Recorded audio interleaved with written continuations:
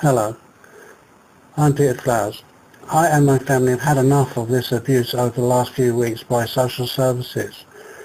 False accusations made by anonymous malicious calls, and contact with social services over this and waiting for a result is abuse. This is the story so far, putting to one side the 2 years of victimization by social services which started in 2011 when we committed no crime of any kind and our child was due to be born. First there was an anonymous malicious call. A few weeks ago,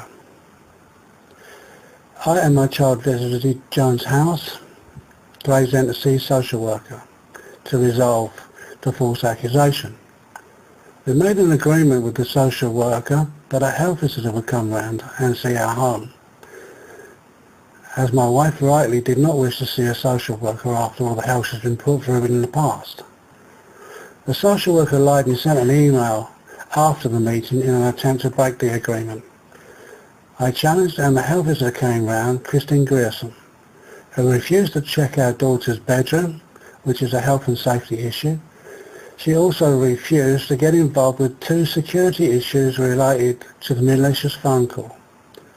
My personal view is Christine Grierson was manipulated into behaving in the way she did.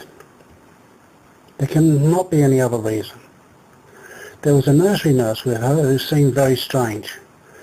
I did complain about the situation, but the attitude of Christine Grierson was, it's okay to be victimised. I think there's something seriously wrong with that visit.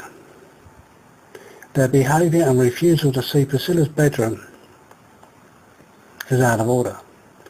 I asked Christine Grierson if she'd seen the 2 bedroom photos I sent her in an email before the visit. She said she did not look at them.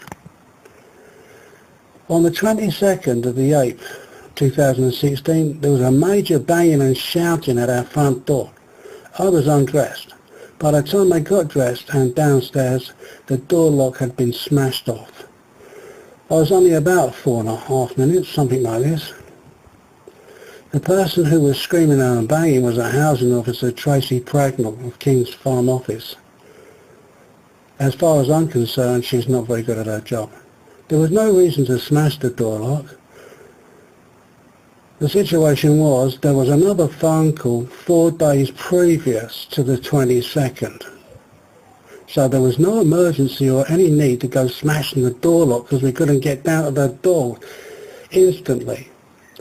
There was a van outside that I saw when I answered the door, and it seemed that he was arranging to be met there by everybody else, which includes the following. 2 women who are police officers, social worker Caroline Bavin, who in my opinion is victimising us, and of course housing officer Tracy Pragnall. My daughter was checked out and she was fine, no problems, house checked out and it was great, no problems there. The bad attitude of Tracy Pragnall throughout their visit, making demands like going in our private bedroom which was not associated with the visit, and taking photographs without permission in our garden. So everyone left, there was no problems. However, my concern is social services trying to manipulate the situation regarding the police visit. It's my view the first malicious call had a social worker connection. It had all the trademarks of their behaviour in the past. And social services did threaten us with seeing them again one day. I have a recording of that. A bit of a slap in the face after what we've been put through for 2 years. We're not under any court order, therefore we have human rights. You don't have any rights at all as a human being if you're under a court order with social services. And our child has rights as well, which seems to be ignored by social services. The damage that can be done in the future to a child if taken from its natural parents can affect relationships in the future, study, emotional intelligence and health. The word is psychodynamic. There was no apology from anyone when everyone left. They were just left us to pick up the pieces and wait, even though we proved ourselves. Regarding Tracy Pragnall, so much for her judgment. She even said our roof in our shed was asbestos when in fact it's fiberglass. Housing officers do a building maintenance course, so how could she get that wrong? If she can get that wrong, obviously she gets lots of other things wrong, like needlessly having their door forced with maniacs shouting by her. Of course we had to deal with the needless stress of the door lock being smashed, frightening my wife and child. What happened to protect the child theory? Putting the child through all that pain and hammering, and the impact of such behaviour on a child. All my videos on major issues can be found on Facebook, Peter Crowman, or you can search YouTube, No Surrender Running Man.